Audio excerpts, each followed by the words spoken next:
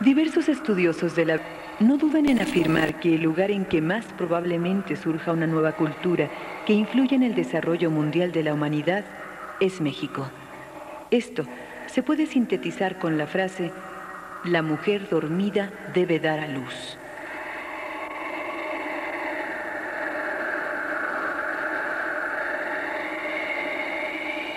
Al país de las águilas su reina volverá. La cárcel de la luna precisará romper.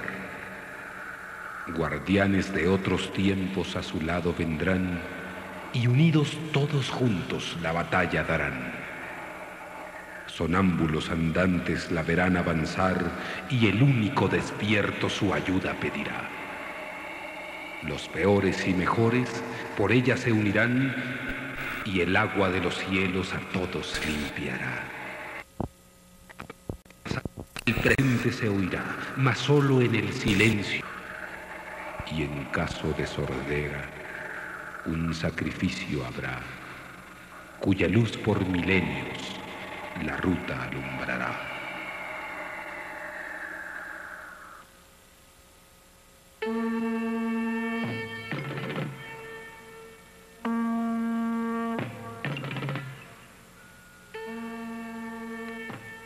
Teotihuacán, el lugar donde los hombres se convierten en dioses.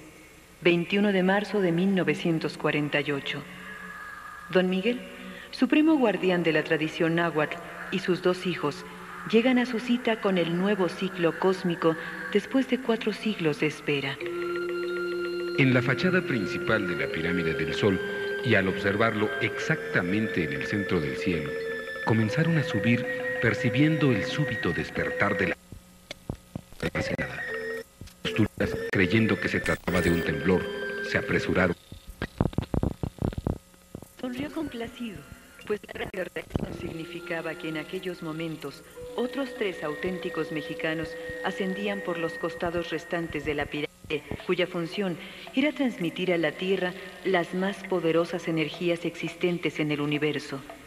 Haciendo un esfuerzo sobrehumano, don Miguel logró llegar a la cima junto con los 3 auténticos mexicanos.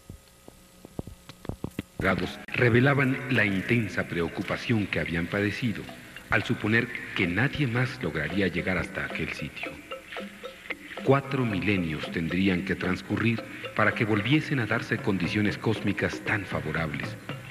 Sin proferir palabra alguna, los 4 entrecruzaron sus brazos y unieron sus manos. Cuando la concentración de energía llegó a su máximo, pronunciaron fuertemente y al unísono su respectiva palabra: la olmeca, la zapoteca, la maya y la náhuatl. Enseguida se produjo un chispazo de poderosa intensidad y desapareció la tensión en el ambiente. Hubo un sentimiento de satisfacción al comprender que habían logrado su propósito. En silencio, iniciaron el descenso.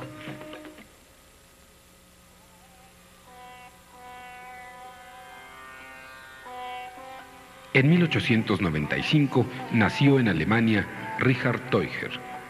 A los 15 años se volvió vegetariano al presenciar la muerte de una res. Al iniciar la Primera Guerra Mundial, se negó a enrolarse en el ejército, por lo que fue encarcelado hasta el fin de la guerra.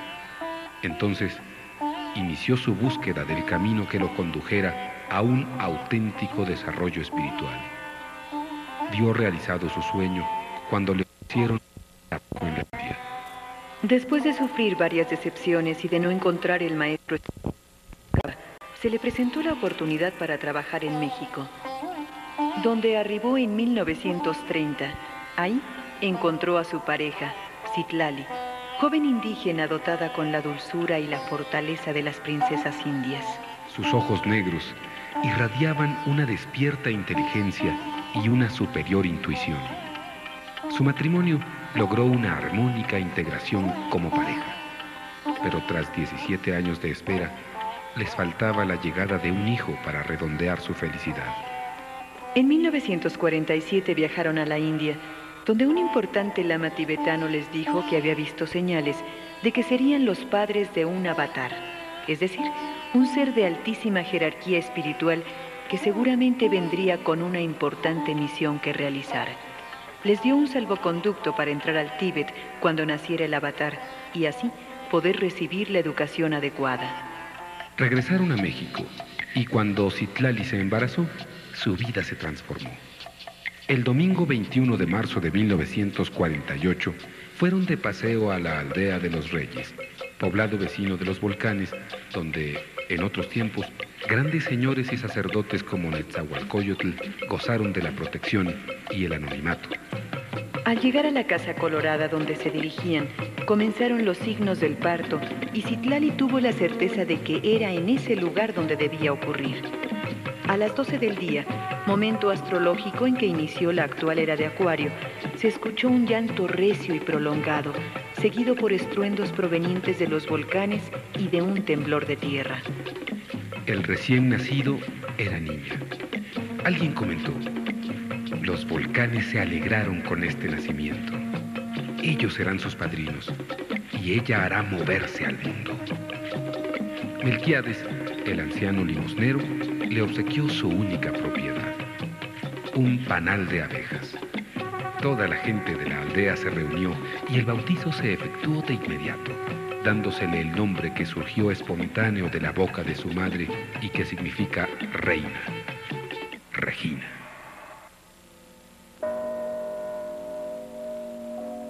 Después de vivir por 2 años en el Tíbet, Regina y sus padres fueron llamados al Palacio del Potala, residencia del Dalai Lama, quien apenas tenía 15 años y era muy apoyado por el Lama Tagdra Rinpoche, primer ministro y regente del país. Al comenzar la recepción, el Lama Rinpoche suspendió la ceremonia y le informó al Dalai Lama de los signos que había percibido en Regina. Se trataba de una Dakini, un ser celestial de naturaleza. El Dalai Lama la llevó hasta una mesa con varias reliquias. La niña reconoció de inmediato una tablilla que había pertenecido a una Dakini, famosa por su don de conversar con las montañas. El Dalai Lama les invitó a residir en el Potala y así Regina podría recibir su educación de los mismos sabios maestros. Les autorizó a asistir a la ceremonia del Kumbh Mela en el monte Kailas. La tierra es un ser dotado de vida y al igual que los seres humanos, necesita respirar prana en grandes cantidades a través del aire y lo hace mediante 2 grandes cordilleras que funcionan en forma alterna, los Andes y los Himalayas. Ese es el objetivo de la ceremonia del Kumbh Mela que se celebra cada 12 años. Esa fue la última en el Tíbet, pues en los próximos 2000 años toca a la cordillera de los Andes en Machu Picchu la tarea de transmitir a la Tierra el prana cósmico. El día de la ceremonia, la parte culminante se celebró en lo alto del monte.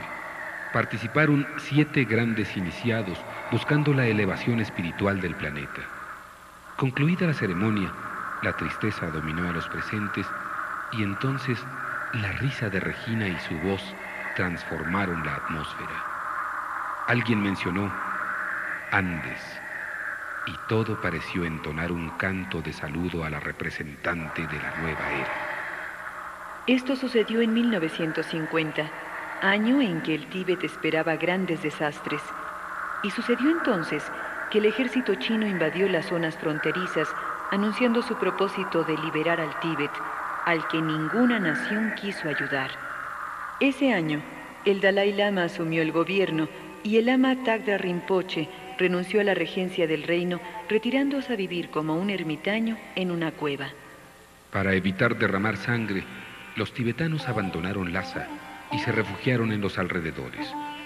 El grupo del Dalai Lama, donde iba Regina, era presa de una gran tristeza, hasta que la niña volvió a cantar una tonada infantil que despertó fortaleza y esperanza en los tibetanos que la empezaron a vitorear. Mientras tanto, los legendarios Kampas aparecieron, guerreros nómadas, libres, altivos e indomables, quienes se organizaron en guerrillas y acosaron a los chinos, produciendo derrumbes en los pasos montañosos, envenenando su agua y produciendo tal resistencia que obligaron a los invasores a cambiar sus planes. Negociaron un acuerdo de paz que garantizaba la autonomía del Tíbet. El Dalai Lama aceptó y firmó el pacto llamado de los 17 puntos. Pero uno de sus principales motivos fue ganar tiempo para cumplir con el último sagrado compromiso del pueblo tibetano, es decir, preparar a Regina adecuadamente para su misión. Regina se acostumbró a orar frente a una imagen de la Virgen de Guadalupe que llevaba a una capilla donde estaba una tanca, imagen que representa a una tara o deidad budista femenina. Esto molestó al encargado del lugar, quien organizó una protesta de 3.000 tibetanos. Sin ser vista, Regina salió del potala y se puso a orar ante las dos imágenes con tal fervor que primero el lama encargado y luego todo el pueblo se le unió, creciendo el respeto y cariño que el pueblo tenía a Regina. Los chinos seguían apoderándose del país y violando el pacto. Al finalizar 1958, cercaban ya a la capital intentando capturar al Dalai Lama, quien logró huir con la ayuda de los Kampas y algunos amigos extranjeros hacia una fortaleza oculta en las montañas. Pero Regina y sus padres se quedaron atrapados en Lhasa. Tsering Karpo, líder de los guerrilleros Kampas, se encontraba en las afueras de la capital buscando la forma de ayudar ante el poderoso ejército chino. Él era uno de los más exitosos jefes y uno de sus vigías le informó que de su retiro venía regresando el prestigiado lama Tagdra Rinpoche, ex regente del Tíbet. Al encontrarse, el lama le explicó la deuda que tenía el Tíbet con México, pues hacía mucho tiempo, cuando el Tíbet dormía en la inconsciencia, un sabio virtuoso de ese lejano país había traído el conocimiento, y ahora el Tíbet tenía que pagar su deuda, preparando a la pequeña Dakini mexicana que estaba atrapada en Lhasa para que cumpliera su tarea de despertar a su país. Tsering comprendió y aceptó su misión. Acompañado del lama, lograron con otros guerrilleros romper el cerco y entrar. Fue presentado ante Regina, quien ese día cumplía 11 años, y junto con sus padres se organizaron para escapar. Los chinos los emboscaron y ese día murieron los padres de Regina, que con su cuerpo la protegieron. El lama Rinpoche la rescató y llevó al potala. Al enterarse de lo ocurrido, los habitantes de Lhasa, movidos por el cariño hacia Regina, se lanzaron a la revuelta, y la batalla se generalizó en toda la capital. Al amanecer, el grupo de Regina salió de palacio y se les unió una multitud que los chinos no pudieron detener. Lograron romper el cerco y escapar seguidos de sus bestias de carga. Los guerrilleros les ayudaron a defenderse del ejército chino, pero había algo contra lo que nada podían hacer: los ataques de la aviación. El lama Rinpoche pidió a Regina que ordenara a las nubes con sus poderes de Dakini protegieran al pueblo en su marcha, y ella se dirigió a una colina y logró durante el viaje de los tibetanos hasta la India que fueran cubiertos por una capa de nubes impenetrable.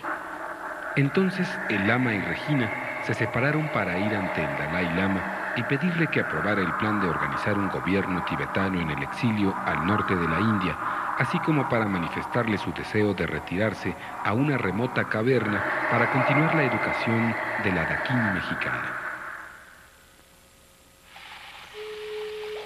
Ambos planes fueron aprobados y los dos partieron hacia el valle donde estaba la cueva escogida. Ahí había morado una venerada Dakini vinculada con Regina. Al llegar, Regina localizó de inmediato el lugar donde en una encarnación anterior había vivido. Una caverna a poca distancia del lago que parecía un misterioso y sagrado santuario. Al entrar, Regina se transformó, adquiriendo en pocos segundos una extraña madurez que no correspondía a sus 11 años. También empezó a recordar todo lo referente a la gruta, y no le costó trabajo rescatar un libro escondido entre las rocas que había sido usado por ella y que alegró al lama, pues se creía extraviado. La instrucción de Regina se inició de inmediato. Su diaria rutina comenzaba antes del amanecer con una oración, seguida de una sesión de ejercicios de yoga, para luego darse el primero de sus 3 baños sagrados del día en las heladas aguas del lago. Recolectaba y preparaba sus escasos alimentos junto con el lama y escuchaba sus enseñanzas, con las que le preparaba para comunicarse con todo tipo de seres, ya fueran nubes, hormigas, ríos o cuanto hay en el universo. Al atardecer, Hacían ejercicios de concentración observando símbolos sagrados y meditaban hasta medianoche. Así transcurrieron 6 años, hasta que Regina, plenamente desarrollada a sus 17 años de edad, le preguntó al ama el significado del acertijo que todas las mañanas le hacía memorizar.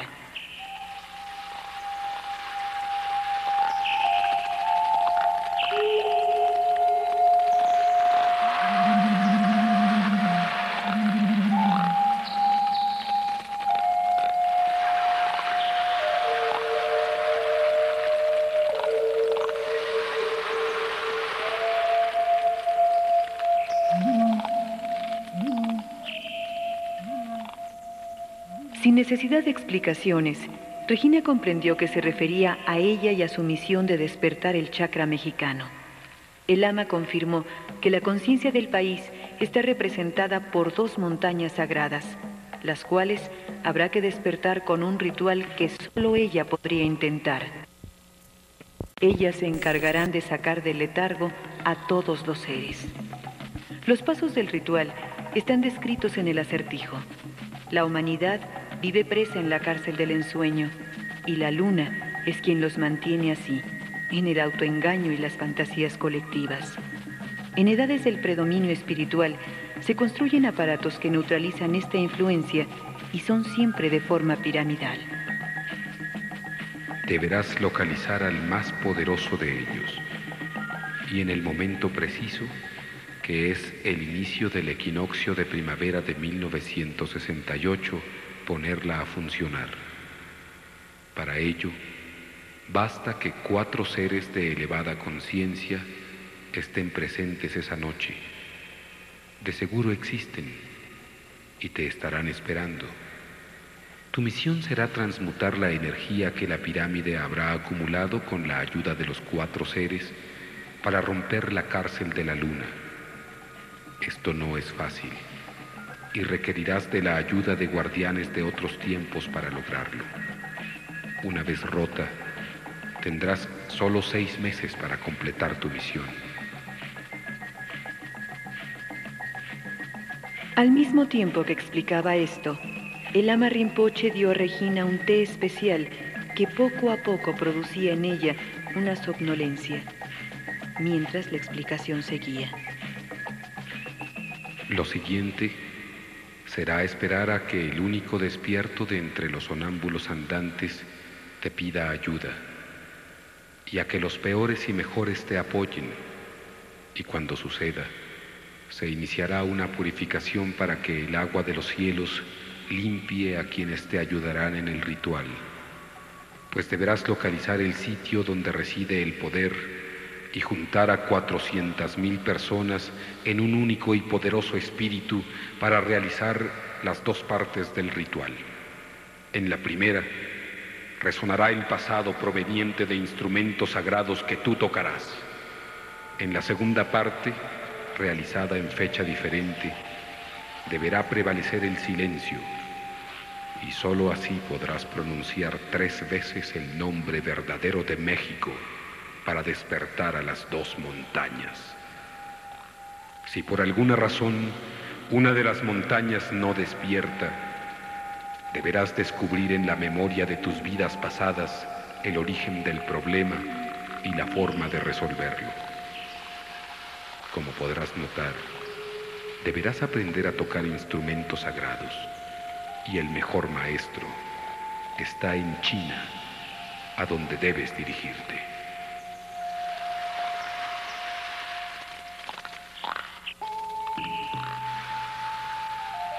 Al oír esto, Regina se indignó, pues China representaba todo lo malo, la muerte de sus padres y 1000 cosas más. Pero no tuvo fuerzas para seguir reclamando y cayó dormida, víctima del té que el ama le había preparado.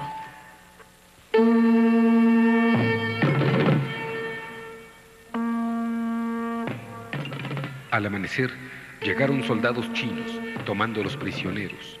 Tras un juicio sumario, condenaron a muerte al ama, quien antes se acusó de haber mantenido sin comer y esclavizada a Regina. Esto le salvó la vida a ella, quien aún bajo los efectos del té, no se daba cuenta de lo que ocurría, hasta que fusilaron al ama, y aun cuando trató de ordenar a los elementos que la obedecieran, el mismo Té se lo impedía. Pasado un tiempo, comprendió lo sucedido y obedeció su destino, dejándose conducir hacia una prisión china. En el camino, ordenó a las fieras que no la liberaran y se cumpliera el plan ideado por el ama. En la cercana aldea donde la gente lloraba ante la humillación de su Dakini, dejó un recuerdo milagroso de su poder al arrodillarse y besar el suelo, donde tras su partida surgió un manantial que en adelante ahorró a los agradecidos aldeanos la pesada tarea de bajar hasta el río.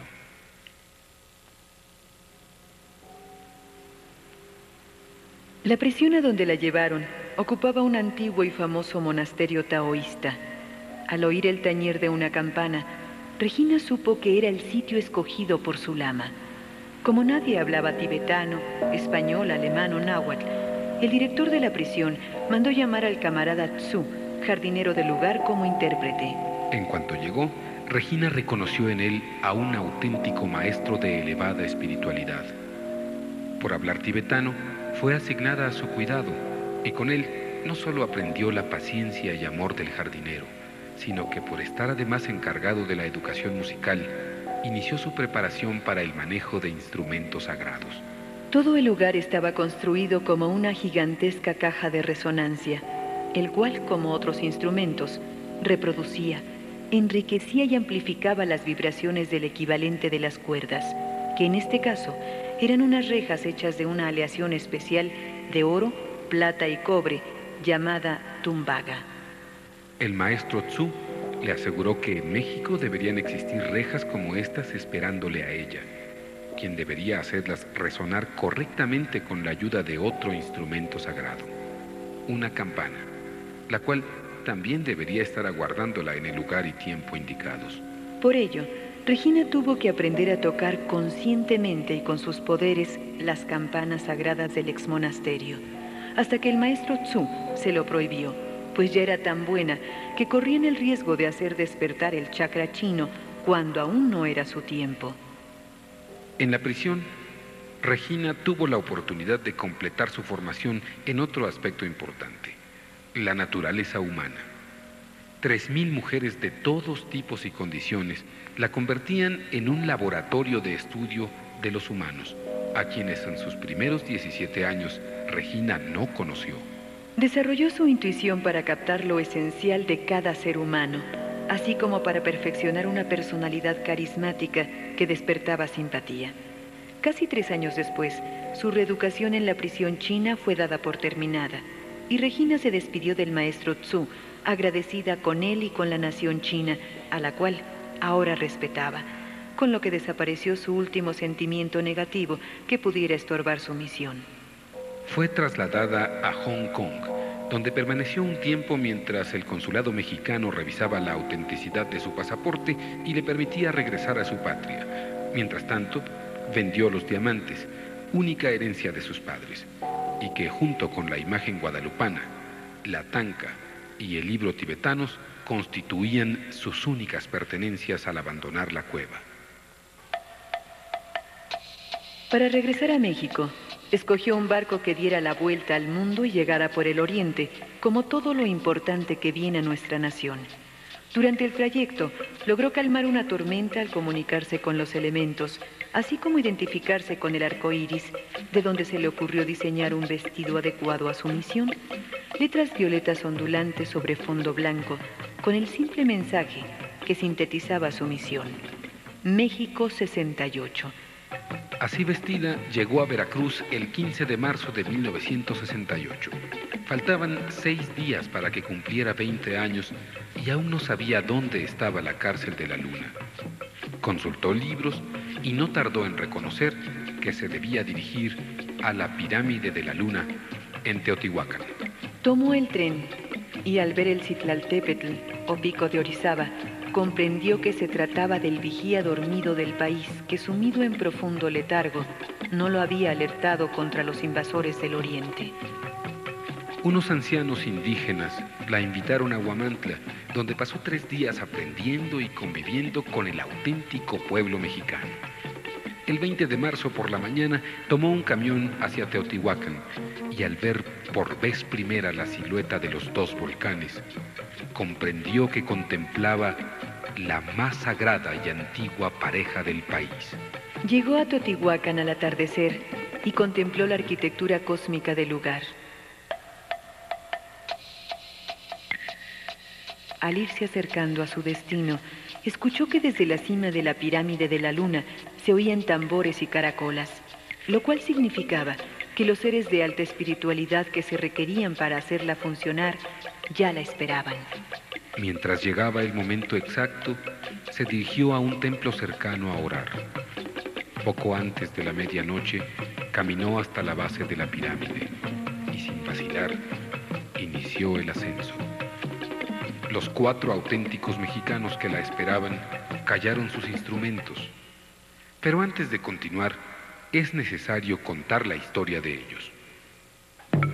En un viejo edificio de la Ciudad de México nació Uriel.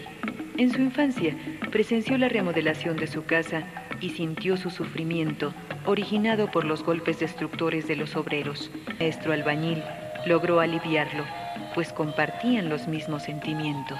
Ese día fue decisivo para Uriel, quien se dedicó a su sueño de reparar toda clase de edificios, ayudando al maestro albañil y sustituyéndolo a su muerte. Conoció al señor Manuel Toussaint, con quien compartía sus propósitos y al que ayudó a... Fue natural que Uriel estudiara arquitectura con las mejores calificaciones y siguiera restaurando edificios, patrocinado por el Instituto de Antropología e Historia. Después, su interés se centró en monumentos prehispánicos y en especial en la gran ciudad de Teotihuacán. El 21 de marzo de 1948 se encontraba cerca de la Pirámide del Sol cuando percibió la tremenda vibración que emanaba y sintió el impulso de subir. Solo llegó hasta la mitad y al calmarse todo, vio bajar a un indígena cuyo rostro denotaba firmeza y voluntad. Y por un impulso de lo más profundo de su ser, le dijo: quiero ser un auténtico mexicano. El hombre era Don Miguel, quien reconoció en Uriel el cumplimiento de una profecía y lo llevó consigo a vivir a Malinalco, donde él residía como supremo guardián de la tradición náhuatl, en la cual instruyó al nuevo discípulo. Todos los días iniciaban danzando un mínimo de 2 horas con su grupo de concheros frente al antiguo templo de los caballeros Águila y Tigre. Uriel descubrió en la danza ritual una enseñanza tendiente a producir un acercamiento místico entre los hombres y su creador, identificándolos en momentos de éxtasis con el cosmos y produciendo una expansión de conciencia en los danzantes. Don Miguel encarnaba con su grupo la figura típica del guerrero y la palabra que mejor definía su forma de encarar la vida era osar. Le reveló a Uriel los trascendentales acontecimientos que ocurrirían en el país. El emperador Cuauhtémoc había reencarnado y se mantendría oculto hasta cumplir 20 años, manifestándose en el equinoccio de primavera de 1968 para iniciar un auténtico renacimiento de México. Antes de cumplir 2 años en Malinalco, Uriel fue informado de que ese no era su camino y que debía buscar en otra tradición para convertirse en auténtico mexicano. Don Miguel le recomendó ir a tierras mayas. Ahí, Uriel se dedicó a elaborar dibujos de las ruinas. El 21 de marzo de 1950, un hombre le compró un dibujo y simuló romperlo. Cuando Uriel preguntó la razón, el hombre le mostró el espectáculo de la serpiente de Kukulcán descendiendo de la pirámide. Supo entonces que tras un mes de espera había sido detectado por el guardián de la tradición maya, quien se llamaba Don Gabriel, y lo llevó a vivir a su pueblo, donde además de ganarse la vida como campesino y prestidigitador, era respetado por todos los pueblos vecinos, pues era el guardián de antiguos códices que resumían la sabiduría de los mayas. Uriel fue iniciado en su lectura, empezando por ejercicios de concentración y meditación para identificarse con los jeroglíficos y descubrir qué energías simbolizaban. Con su ayuda, don Gabriel recomendaba las fechas más indicadas para toda clase de actividades, y Uriel resumió en una palabra el camino maya para convertirse en auténticos mexicanos. Saber. De nuevo, antes de cumplir 2 años, se le recomendó buscar otro camino e intentarlo en Oaxaca. Uriel ya sabía que en toda zona arqueológica o lugar sagrado existe un guardián secreto que reporta al auténtico mexicano más próximo. El 21 de marzo del 52 entró a Monte Albán y lentamente fue descubriendo un grandioso centro terapéutico que concentraba energías para propiciar el funcionamiento armónico del organismo. Durante su 9º día de estudio, un hombre robusto se le acercó diciendo: «Soy don Rafael. Supongo que usted me está buscando». Con esto, inició Uriel su estudio de la tradición zapoteca. Don Rafael era el curandero más prestigiado de Oaxaca. Manejaba tanto la herbolaria y los masajes como los efectos de la voz y la música. Uriel se convirtió en su ayudante y sintetizó el camino zapoteco en la palabra amar. Tiempo y lugar propiciaron que Uriel se enamorara y formara un hogar. Mezcló su aprendizaje de la nueva tradición con su viejo oficio de arquitecto para mantenerse. Al cumplir 2 años en Oaxaca, él mismo reconoció ante don Rafael que no era ese su camino y, pidiendo su consejo, se dirigió a la región de los Tuxtlas a encontrar vestigios de la más antigua y desconocida tradición, la Olmeca, de la que poco se sabía y que ciertamente debería tener al menos un guardián, pues había estado presente en la trascendental reunión de Teotihuacán. Tras varios meses de infructuosa búsqueda, donde había desechado a los múltiples hechiceros de la región por estar seguro de que el guardián debería tener alta espiritualidad, se encontró un día con el viejo mendigo a quien frecuentemente le obsequiaba limosna, quien comenzó a seguir a Uriel sin que lo notara. Cuando Uriel empezó a silbar una canción usada por los concheros, escuchó sin dar crédito que el anciano cantaba la letra. En ese momento, se transformó por completo en lo que era, el último guardián de los olmecas viejos, y Uriel supo que ese era su camino. Siguiendo al anciano a su humilde choza, desde el primer día le reveló que con él morirían los viejos olmecas que tenían miles de años y habían empezado un linaje al salir México de un largo sueño similar al actual. Y con Uriel nacerían los nuevos olmecas, responsables de crear la primera cultura del siglo que nacería al retornar el emperador.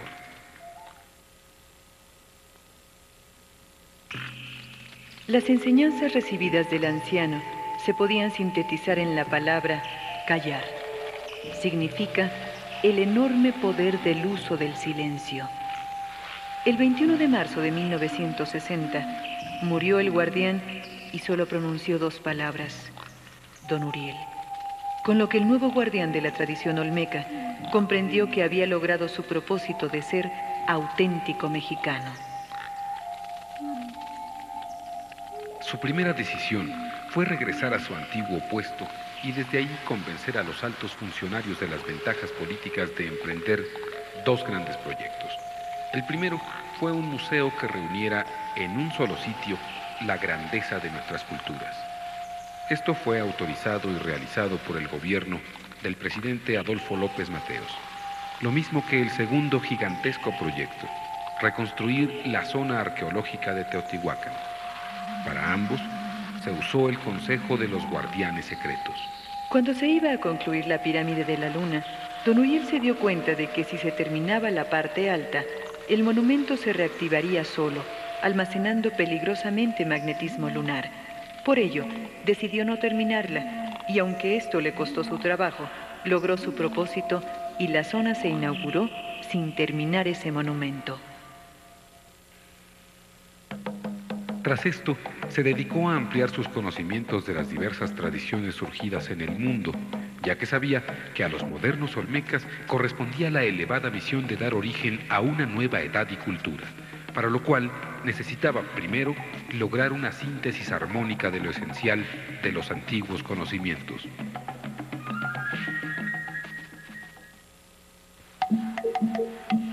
Al llegar la esperada fecha, Los 4 auténticos mexicanos se reunieron en Teotihuacán e iniciaron su ascenso a la máquina lunar.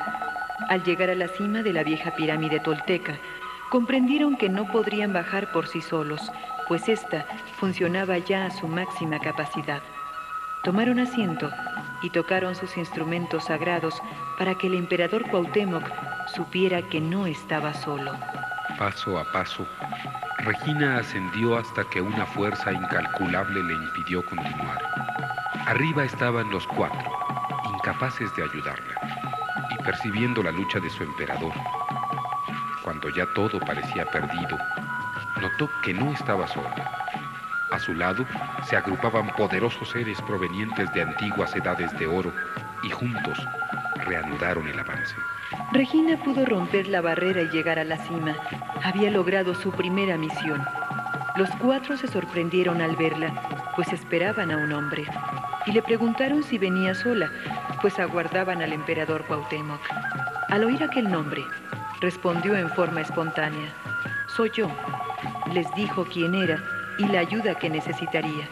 Y al ver rostros incrédulos, hizo el gesto de retirarse. Entonces, el cuarteto reaccionó y la reconocieron como reina de México, aceptando ayudarle.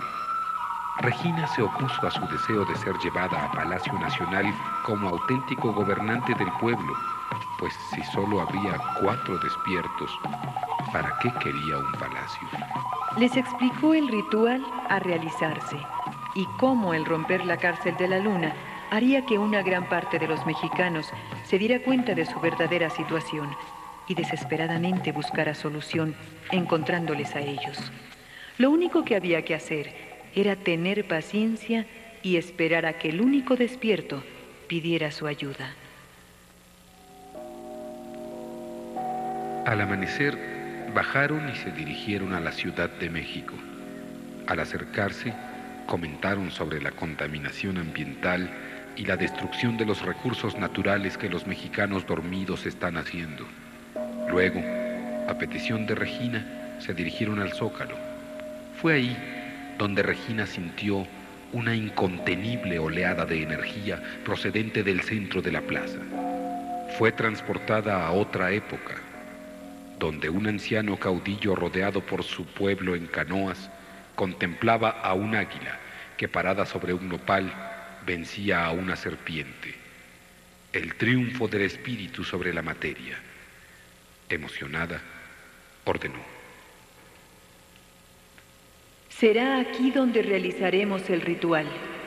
Este es el manantial de energía que une al país. Lo convertiré, pues lleva mucho tiempo sin que nadie controle y encauce su energía». Enseguida se fijó en la catedral y sus campanas, intuyendo que ese era su instrumento sagrado.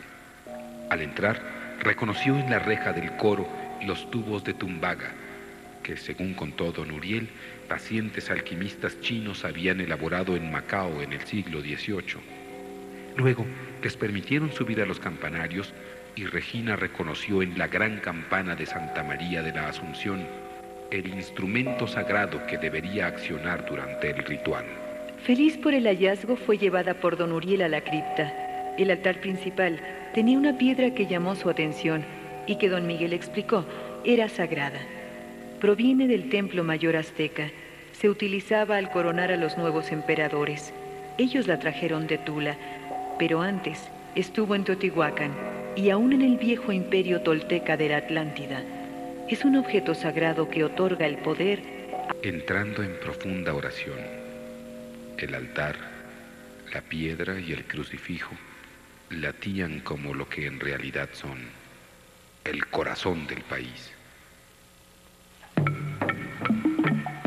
Al salir, se dirigieron a palacio y los guardianes le explicaron la situación que prevalecía en el país y su historia hasta el momento actual, en donde unos pocos sojuzgaban al pueblo con su gobierno corrupto.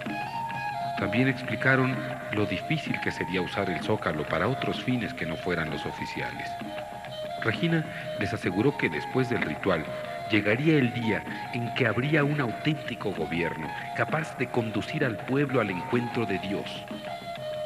Luego notó en don Miguel todo el dolor y el resentimiento del pueblo náhuatl y de las culturas indígenas por la conquista y evangelización europeas, y explicó: Las naciones se asemejan a las plantas. En ocasiones, requieren de un injerto para mejorar. Al principio, es doloroso y difícil, pero benéfico. Debemos entender esto para, en vez de lamentarnos, reconocer que era necesario y útil. De ahí se dirigieron a la casa que rentaron para vivir todos juntos mientras se realizaba el ritual. Esta resultó ser quien estaba por mudarse hacia allá. La casa parecía un museo, y ahí conoció Regina al hijo de la dueña, quien había estado presente el día de su nacimiento. De inmediato captó el destino de esta persona y le explicó su misión y la parte que a él correspondía realizar como testigo y acompañante de todos los acontecimientos por ocurrir, para después elaborar un testimonio. El testigo aceptó su misión. Don Miguel llevó al grupo a la entrada de las flores del bosque de Chapultepec. Regina percibió que se trataba de un lugar sagrado, lo que don Miguel confirmó, explicando que en el pasado solo los sacerdotes, emperadores y caballeros águila y tigre podían penetrar a él para ayunar y orar. El pueblo azteca permaneció muchos años en sus alrededores, preparando su estado de conciencia para poder localizar el nuevo centro del país. También visitaron los antiguos baños de Moctezuma, donde los emperadores hacían su baño ritual antes de entrar al bosque ya purificados. Regina dijo que lo primero que harían sería poner a trabajar de nuevo el bosque sagrado. Esto produjo una inmediata excitación de los árboles que sin viento agitaban sus ramas, especialmente los gigantescos y milenarios ahuehuetes. Regina exclamó: El bosque me está dando la bienvenida y todos los árboles me piden que hable con el anciano guerrero del bosque. A poca distancia se alzaba el sargento, quien no movía ni una hoja. Ahí llegó el anciano guardián secreto del bosque, que se arrodilló frente a Regina diciéndole: Doy gracias a Dios por haberme permitido vivir este día. Este es su bosque. No ha sido vana la espera. El sargento es muy viejo y ha sufrido muchas decepciones. Por eso no quiere reconocerla. Regina apoyó sus manos en el tronco y se puso a censurar severamente su actitud. Todos esperaban en silencio, hasta que de pronto rompió su mutismo bañando a Regina de flores y hojas. Ella explicó que él era guardián de una puerta invisible, donde se inicia una línea de energía que circula por Reforma hasta llegar al Zócalo. Los aztecas tuvieron que aguardar a que el sargento les juzgara dignos de cruzar la puerta y seguir la ruta sagrada. Exactamente igual haremos nosotros, pues el sargento ya nos dio su permiso. El día de hoy, Chapultepec vuelve a ser un Calmecac, lugar sagrado para capacitarse en el cumplimiento de una elevada misión. Durante 7 días, el grupo iniciaba el día purificándose en el bosque y luego recorrían la ruta para limpiarla de obstrucciones que impedían fluir la energía. El tercer día